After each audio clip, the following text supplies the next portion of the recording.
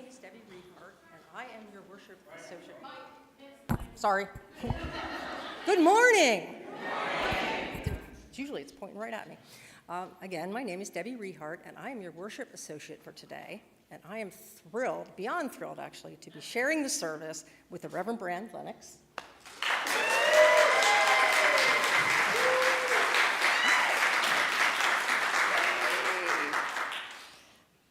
We gather this morning to celebrate in the transformative power of religious community. Whoever you are, wherever you live, whomever you love, whatever you do for a living, you are welcome here at the Unitarian Church of Harrisburg. After the service, please join us downstairs for coffee hour. And if you're joining us online, the link came with the service links for this morning at uchbg.org. Online or in person, we're glad that you're here.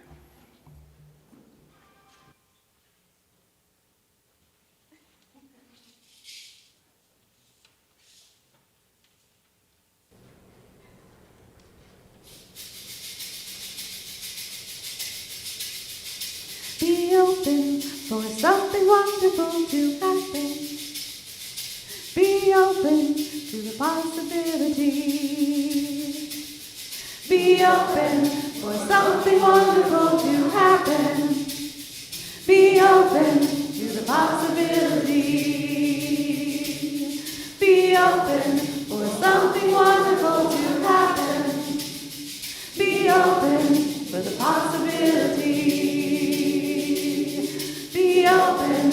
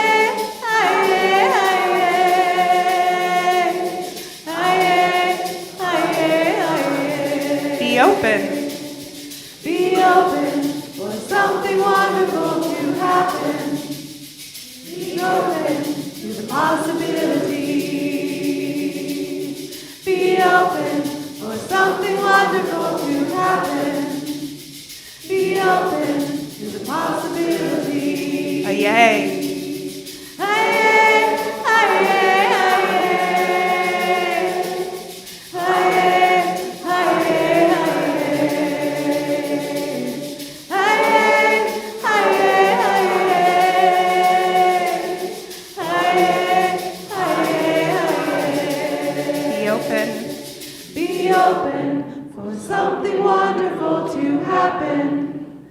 Be open to the possibilities.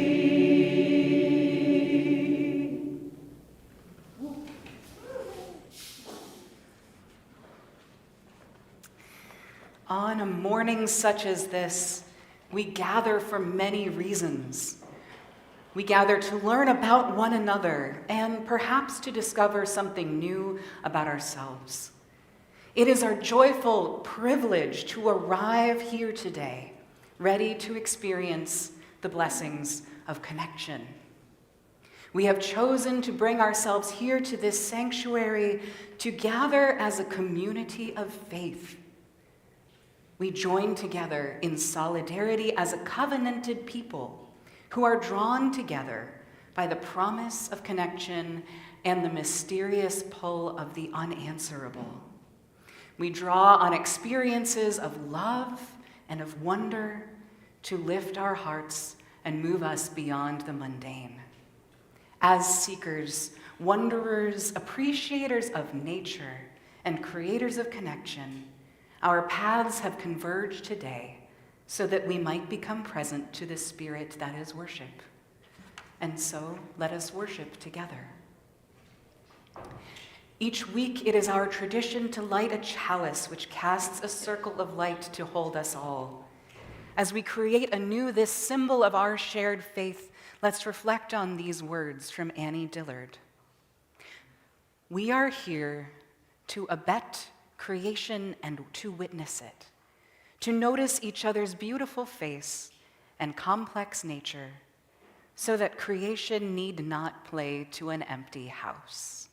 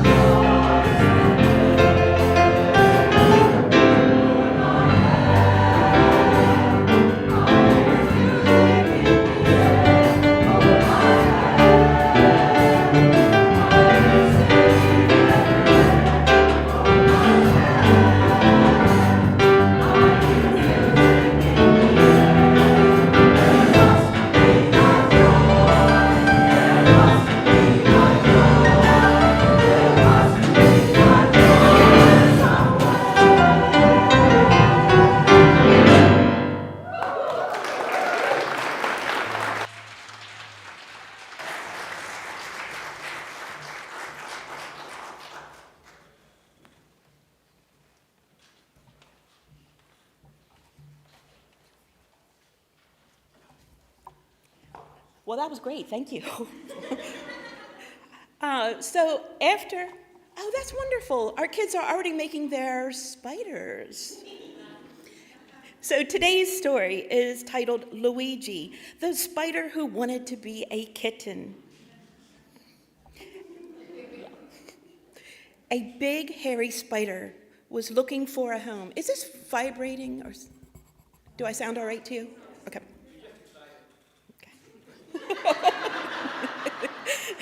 Thank you. All right, I'm going to start over. A big, hairy spider was looking for a home. He came upon an old house, one that was sure to have some nice, dark corners to hide in. Inside, he found an old sofa with a perfect dark space underneath. He dressed it up with a few quick strands of spider silk and went to sleep. The next morning he woke up and a hand brushed against him. "What's this?" asked a voice. "It feels like a kitten. I have always wanted a kitten. I will name you Luigi." The spider was confused. He was pretty sure his name was not Luigi. and he was very sure that he was not a kitten. "I'm not sure what you might like to eat, so we'll just experiment," the lady said. After breakfast, they played. They played all morning. Finally, the spider crawled back into his dark space. That was enough excitement for one day, he decided. Maybe kittens were used to doing all that activity, but spiders were not.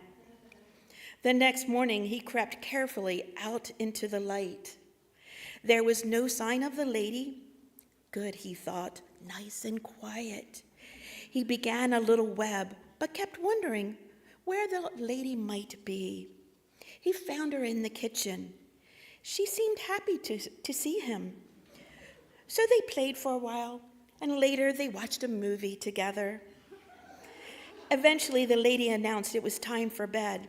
The spider, who was beginning to think the name Luigi has suited him, thought about going back under the sofa since it was dark and quiet there. But maybe too quiet. The lady noticed. "You don't have to sleep under there," she said. "Would you rather sleep with me?" So she placed a fuzzy blanket inside a box. It looked very cozy, so he tried it. I will like being a kitten, Luigi decided. The next day, Luigi concentrated on being more like a kitten. He took down his web and ate breakfast from a bowl. He played with toys and snuggled on the sofa. That afternoon, the lady began puttering around in the kitchen. Luigi climbed up on the counter to see what she was doing. "Every Friday," she told him, "my friends come over for game night. I am so excited for them to meet you." You know where this is going, don't you? Luigi did not like the sound of that. When the first guest rang the doorbell, Luigi fled under the sofa. He watched from under the sofa as more and more people arrived. After a while, the lady came over and peeked in at him. "There's no need to be shy," said the lady. Luigi wanted to come out and to play and eat the snacks. He wanted to make friends and do fun things. He didn't want to hide. Maybe, thought Luigi, if he tried very hard, the other people would believe he was a kitten too. He let the lady pick him up. He pretended to have 4 legs instead of 8, and that his hair was soft instead of bristly, and that he had 2 triangle ears and a wiggly tail and long, delicate whiskers. He pretended so hard that he almost believed it himself.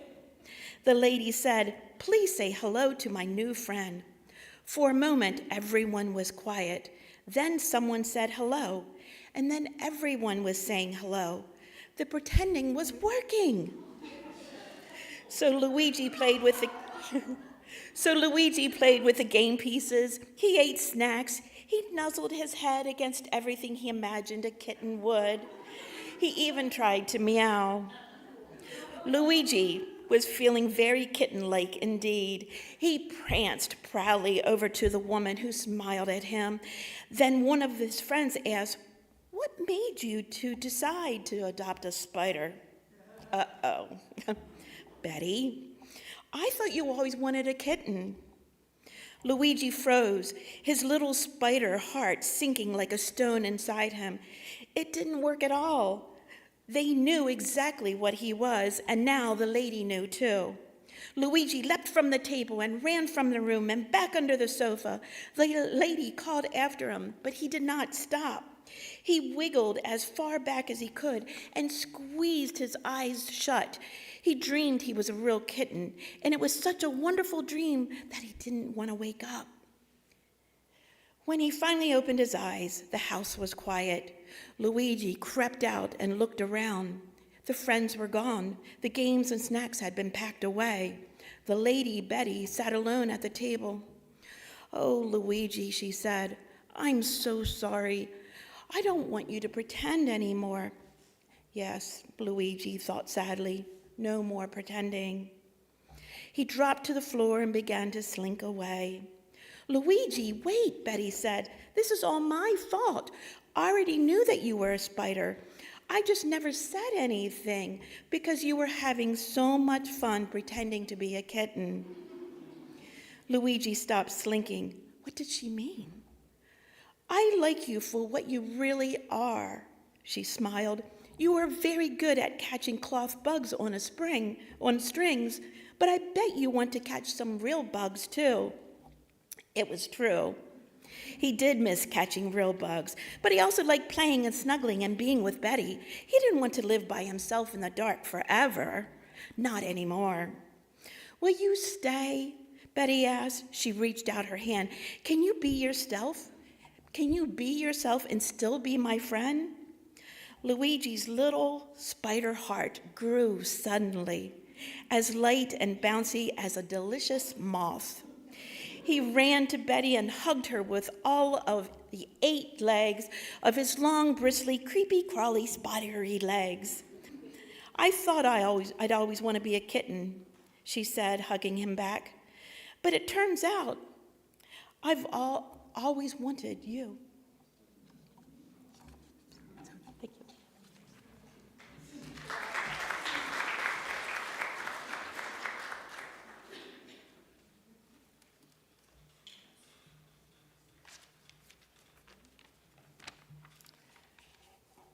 A reading called Community Means Strength by Starhawk.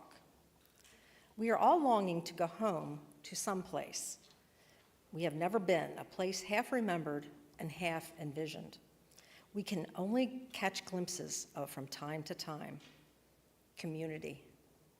Somewhere there are people to whom we can speak with passion without having the words catch in our throats. Somewhere a circle of hands will open to receive us. Eyes will light up as we enter. Voices will celebrate with us whenever we come into our own power. Community means strength that joins our strength to do the work that needs to be done, arms to hold us when we falter, a circle of healing, a circle of friends, someplace where we can be free.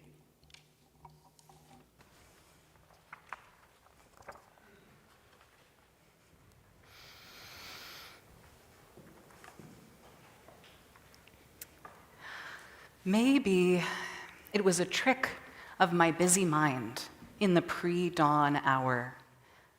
But the more opening shifts I worked in the coffee shop, the more uncanny the feeling became. As I greeted a stream of barely awake customers, their presences flowed together into one familiar, many-faceted entity. In that first hour of each shift, I would become aware of a sort of public mood of the day. There was no obvious explanation for it. This mood didn't really correspond to the weather or the day of the week or current events. Oftentimes, myself and my coworkers would be the first real human contact a customer would encounter each morning. And yet somehow, without fail, one day they would all come in grouchy, and the next they'd all look like they were freshly in love. As the weeks went by, these coffee shop interactions started feeling like I was having micro-conversations with the local zeitgeist. This emotional unity was both intense and comforting to behold. And to this day, it influences what I believe about humans, that we are not just individuals, but unique facets of a much greater whole. Serving coffee gave me a formative glimpse at something which suggests an experience beyond the isolationist perspective in which I was brought up. We were all caught together in a network of feeling which stretched beyond our own body minds. And while the musings of a customer service employee hardly constitute substantial proof of something so mystical sounding, there are researchers out there doing real science to study this idea of a beyond-the-body nervous system. Just over a decade ago, a researcher named Hilton Japyasu entered into the continuum of scientists studying an idea called extended cognition. Through observing common biological anomalies in the animal kingdom, scientists like Japyasu had started to recognize a pattern indicating that thinking was not necessarily limited to the brain. And by now it's pretty common knowledge that having a gut feeling is no mere colloquialism. In fact, humans have millions of neurons, or thinking cells, located in the belly. When I consider this, it makes sense to me. As a human animal, I sort of know what that gut cognition feels like.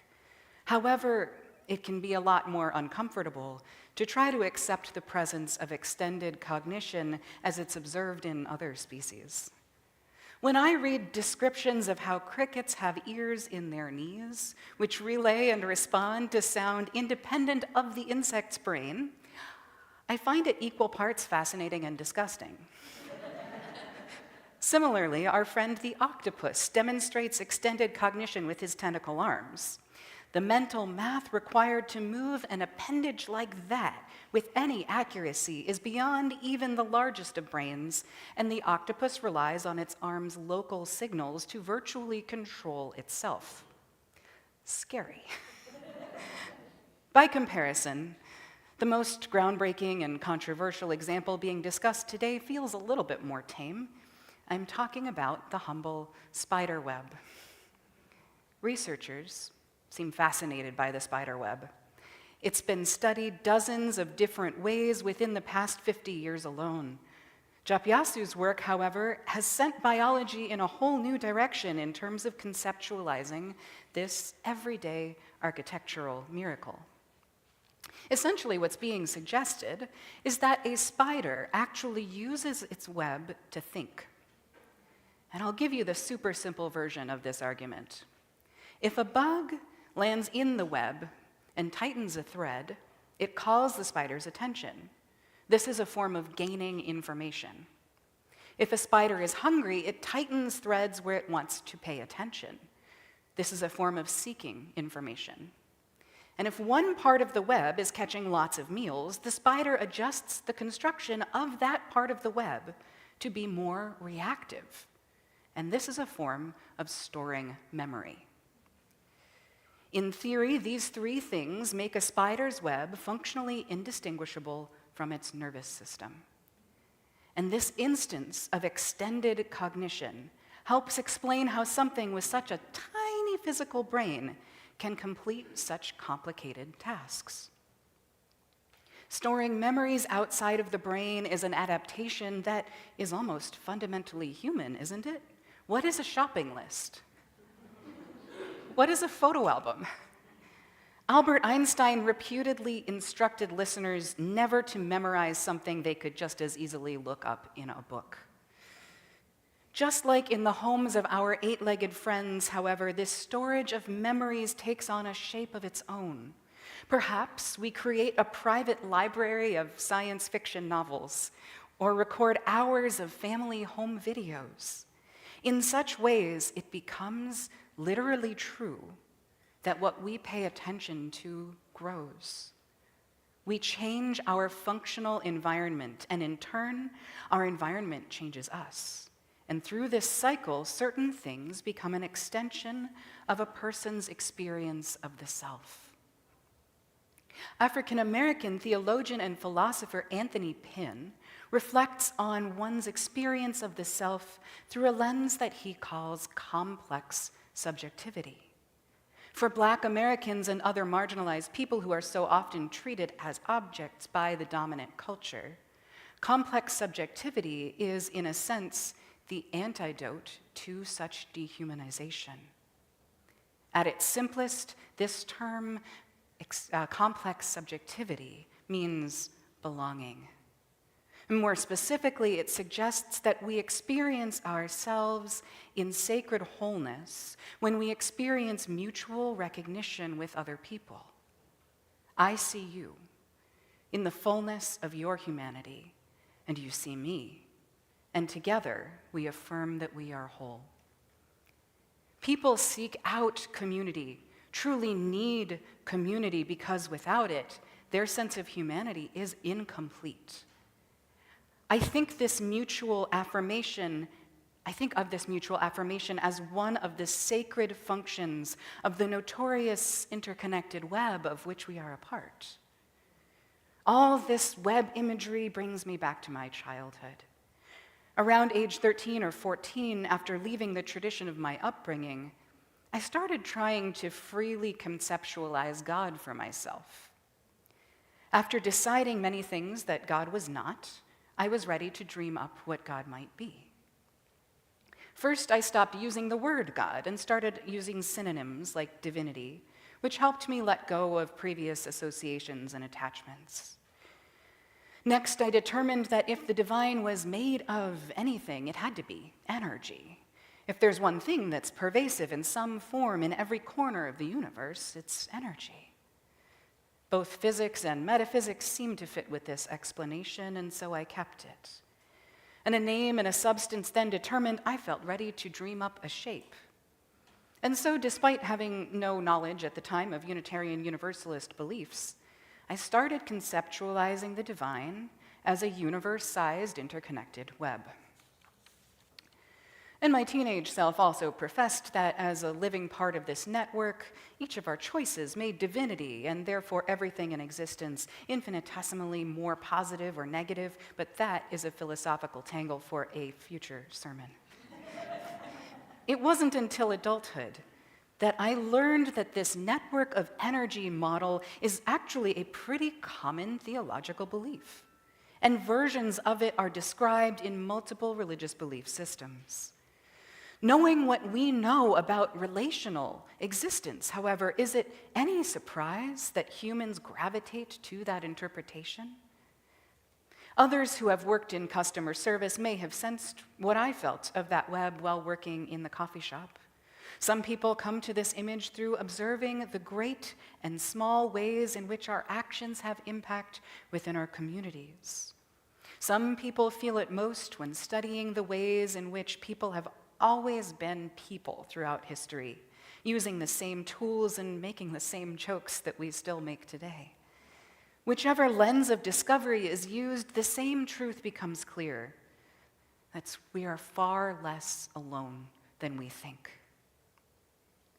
A rather obvious way in which many of us collect consciousness on a daily basis is by using the internet. Fritz Vollrath, one of our spider scientists, outright refers to the spider web as a sort of extra biological computer.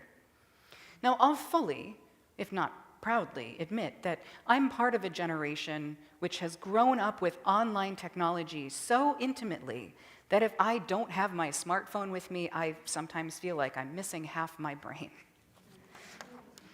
It wouldn't be much of a stretch to say that people like me think using our media devices. By Japyasu's definition, cognition is the act of acquiring, manipulating, and storing information, all of which I do on the internet daily. But the main point of contention with this definition of thought is that it does not include meaning-making. So, is the internet the image of God? The mere question is equal parts depressing and preposterous. But is the internet a tool for meaning-making? And I think that's an idea worth contemplating. To reflect on the many lessons that we've collectively learned since that quarantine isolation of 2020, I would say that I've personally experienced moments of profound connection, genuine wonder, and marvelous innovation. If the World Wide Web has become our collective tool for extended cognition, we could do worse. The internet delivered all of the articles and conversations which inspired and informed this sermon. It allowed me to filter that data through hours of streaming music, store it in the cloud, and right now it's enabling me to share this time with those of you who are joining us virtually today. Even under the type of circumstances which might require us to keep physically distant from each other, we've learned that we still have the chance to experience the communion of complex subjectivity. How miraculous, and I suppose, How utterly natural of us. I'd like to challenge you, when you go about your week, to notice and appreciate those moments when your self-perception expands beyond the brain in your skull and the face in your mirror.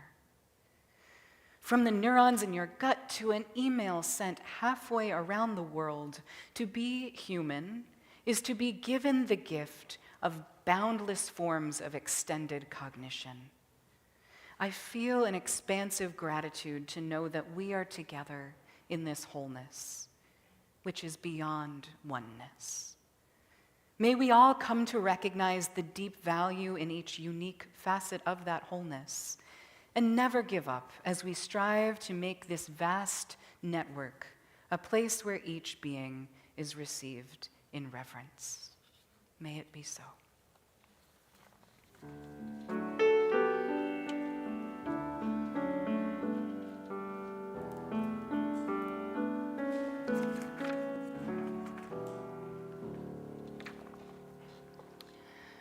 Let us open our hearts and minds now to a time of meditation and prayer, a time to give expression to our joys and sorrows. Life inevitably brings joys and sorrows, worries and triumphs. In community, we often find that sorrows shared are eased and joys shared are multiplied. What burdens of worry or sorrow weigh heavily on you this morning? What joys or gratitudes are lifting your heart? We invite you to share them now through writing them on a slip or typing them in the Zoom chat. Please indicate whether your message is okay to share out loud. You can also honor your joys and sorrows by placing a stone into the water of community. Please use the side aisles side aisles and come down the middle, returning to your seats by the side aisles. That's what it says. I trust you.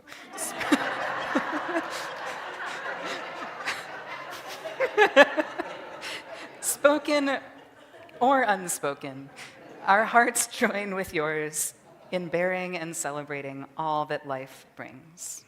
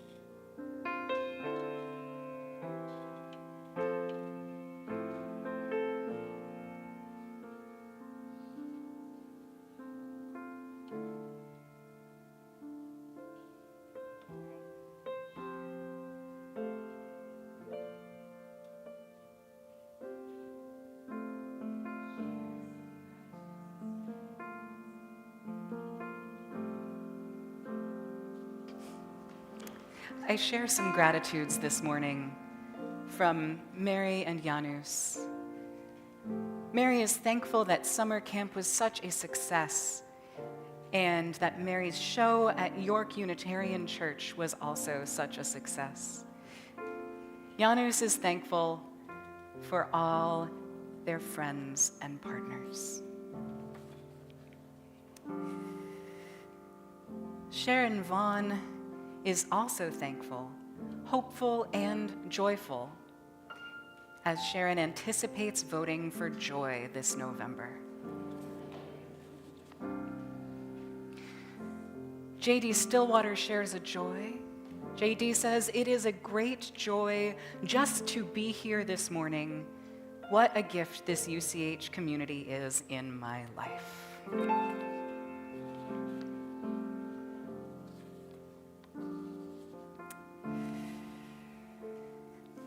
Hannah Belser shares a sorrow with us today. Hannah says, "I am so sad to say that Andy Back and Kevin Geist's daughter, Abby Back, lost her baby at 23 weeks on Friday. She and Sean are devastated, as we all are. We are with you, Hannah, Andy, and Kevin."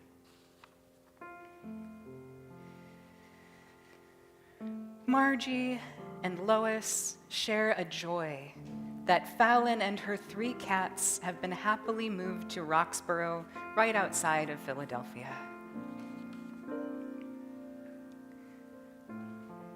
Ed Sykes says, "Karen and Ed Sykes welcome Reverend Bran on their first Sunday at UCH.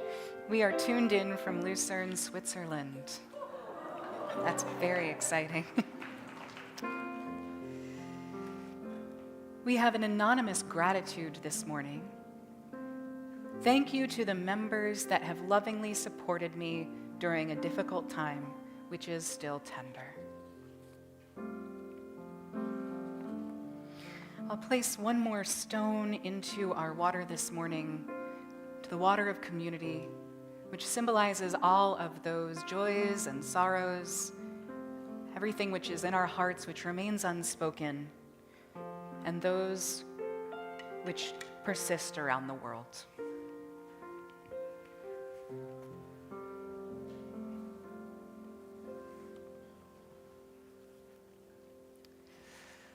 I invite you to join me in the spirit of prayer and meditation. Spirit that draws us into the moment. When we connect with the world of nature, we sometimes find the truth. That distant stars and planets are nothing but the same atoms which make up our own bones. On this earth, each of us is bones, muscles, skin, a nervous system led by the brain, prompting action with chemical and electrical impulses. And at this scale, from this perspective, it becomes possible to imagine all the ways in which we are the same. Spirit, when we listen to each other, we sometimes see another truth. That our actions are led by thought and reaction, expressing patterns built from experience, and each action causes ripples, changing the pattern of those around us, forming new shapes of the mind. And through all of these shifts, we build larger social patterns. We are connected for harm or for healing. And the things we do impact each other, defining our humanity. Through these ripples of action and reaction, we form identity. And from this perspective, it becomes possible to understand that we are all entirely different. Every life is unique. No person's experience is identical to another. Spirit, help us to hold this contradiction in balance. Inspire us to act with compassion, recalling the depth of our connection and unity, and respecting our human individuality. Help us to live our lives in a way that creates a world of peace, equity, and justice. As we breathe in, we ask this of the deepest wisdom inside each of ourselves. And as we breathe out, we return our focus to this welcoming space.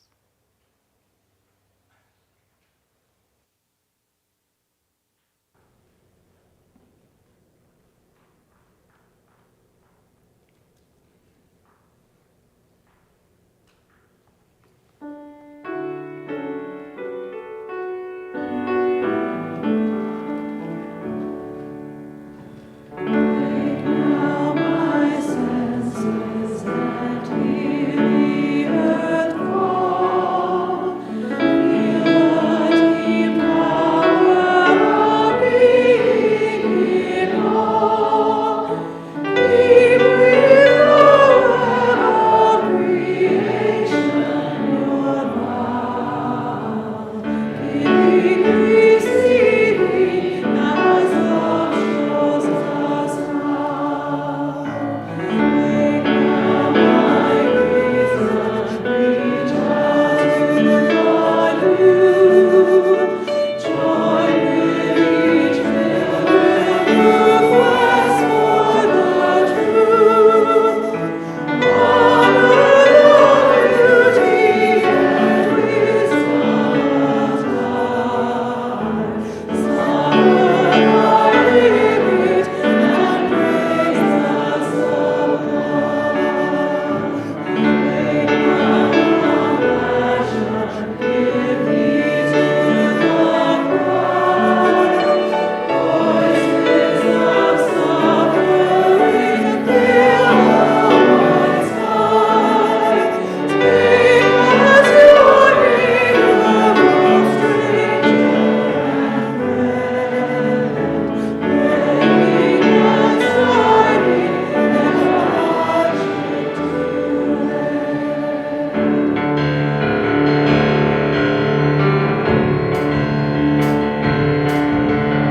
Lead now my conscience with justice thy God.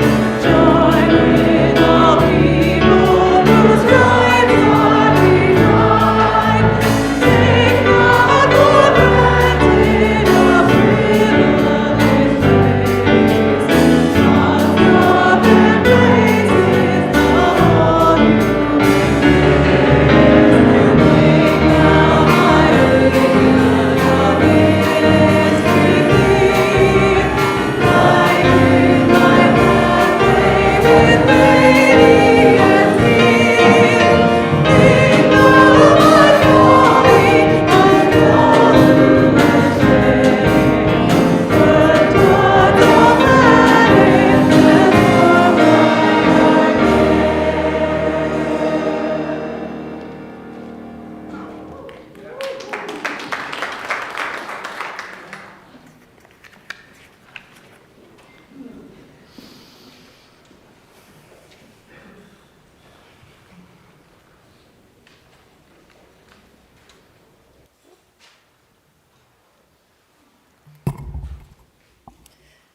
The Unitarian Church of Harrisburg, is, as always, a freely gathered church of free people.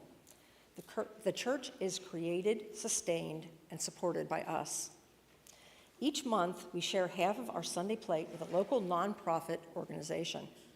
For the month of August, we share it with the Dauphin County Bail Fund.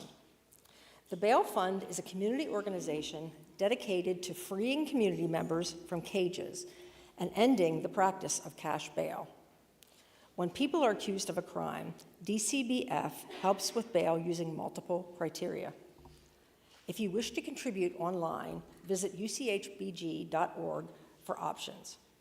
Your financial support and commitment matter. Please consider giving what you are able.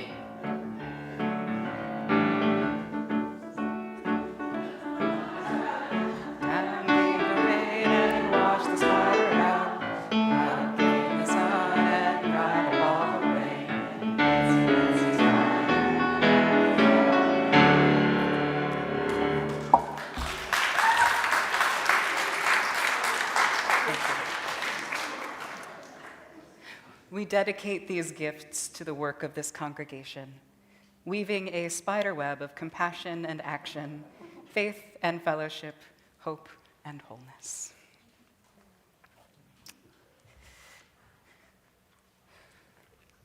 Now, before we share our covenant today, I want to have one more very special joy for us to celebrate. The joy is that congrats to our incredible pianist, Chris, for completing his master's in music education.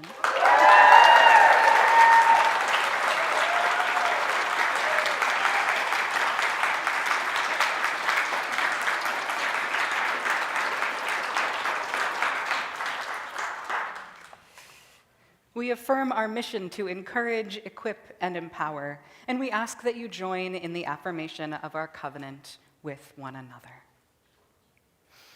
Love is the spirit of this congregation, and service is our gift. This is our great covenant, to dwell together in peace, to seek the truth in love, and to help one another.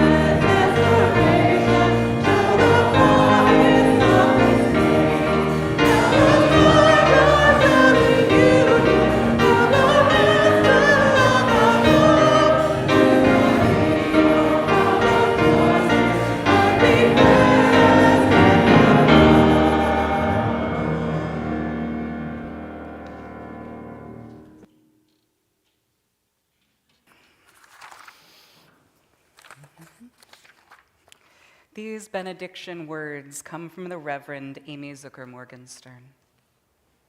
Never has it been more true than now. We extinguish this flame, but the sparks within us remain alight.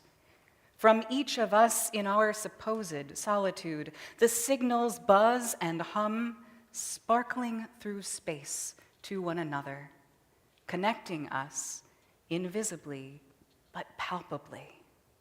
We are one, and from every window our light shines.